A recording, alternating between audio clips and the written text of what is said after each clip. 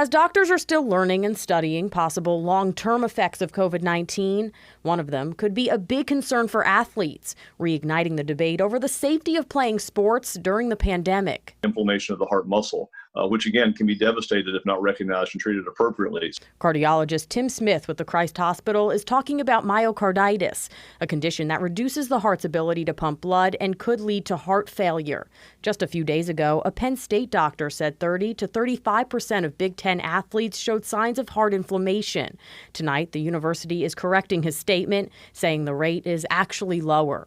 Anyone who was young who had this diagnosis, especially a competitive athlete, I would say let's be very careful, at least assess some basic things. Dr. Smith says those who do develop heart issues could face serious consequences. He says that's because athletes are incredibly fit, negatively impacting them in this case. So their reserve capacity is markedly more than the average person on the street. So in other words, they could certainly have a much greater degree of inflammation around their heart and not recognize the severity of the degree of heart failure they had until they truly fall off the cliff's edge. The controversy around getting back on the field is still alive and well. Let us play! Let us play! Let us play!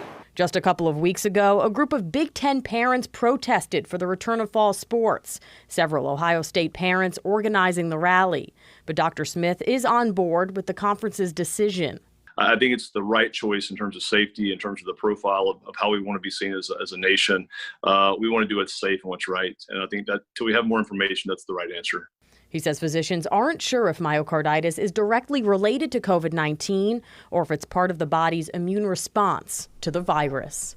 Now, Dr. Smith says this condition can impact athletes of all ages, even those in elementary school. He says doctors still don't know all of the long-term impacts and that more research is needed. Helena Battipaglia, WLWT News 5.